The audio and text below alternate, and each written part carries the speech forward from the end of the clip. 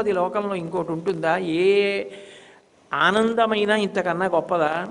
అందుకని మాకొద్దు, మాకు ఇదే కావాలన్నారు. ఆయన ఏం చేశాడంటే రాసలీలలో ఏం చేస్తారో చూద్దామని అదృశ్యమైపోయాడు, మధ్యలో కనపడకుండా పోయాడు.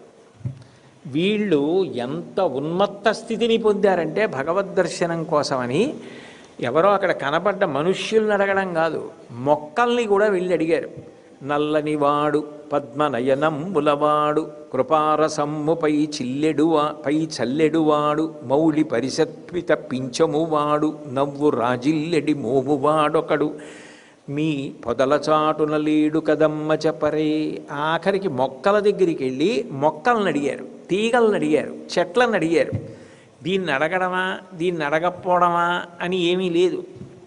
కనపడినటువంటి ప్రతి దాని దగ్గరికి వెళ్ళి, ప్రతి మొక్క దగ్గరికి వెళ్ళి, ప్రతి చెట్టు దగ్గరికి వెళ్ళి కృష్ణుడు ఎక్కడున్నాడు, కృష్ణుడు ఎక్కడున్నాడు, కృష్ణుడు ఎక్కడున్నాడు, తానే పూతన కింద, తానే కృష్ణుడి కింద, తానే శకటాసుర భంజనం కింద లీలలను అనుభవిస్తూ ఈశ్వర తాదాత్మ్యమును పొందారు. అంటే ఒక్కసారి భగవంతుని యందు మనసు మగ్నమైన నాడు అదే తలుచుకుంటూ దాని యందే మగ్నమై చేస్తున్న యాంత్రికంగా ఏదో చేస్తూ మనసంతా ఆయన మీదే నిలబడి ఉంటుంది.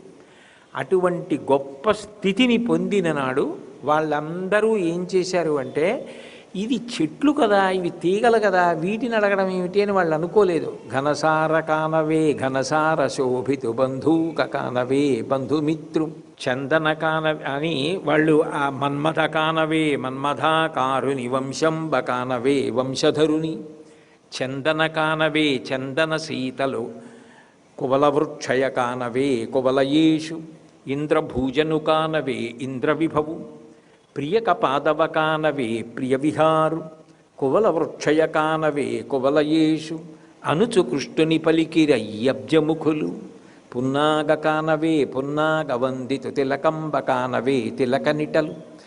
ఎక్కడ ఏ చెట్టు కనపడితే ఆ చెట్టు దగ్గరికి వెళ్ళి ఆ చెట్లనన్నింటినీ పేరు పెట్టి కృష్ణుడేడి కృష్ణుడేడి కృష్ణుడేడి కృష్ణుడేడి అని అడిగారు. అంటే స్మరణ గట్టి పడాలనుకోండి, బాగా మధ్యలో ఆయన నుండి విస్మృతి పొందేటటువంటి ఘట్టం ఏదైనా జరిగిందనుకోండి. ఎప్పుడు భగవంతుడు అంటే ఆయనకి చాలా ప్రీతి అండి. పుస్తకాలు చదువుకోవడం, ఏదో ఆయన గురించి ఆలోచిస్తూ ఉండడం, ఆయనకి సంబంధించిన పనులు చేస్తూ ఉండడం, అలాంటివి ఆయనకి చాలా ఇష్టం.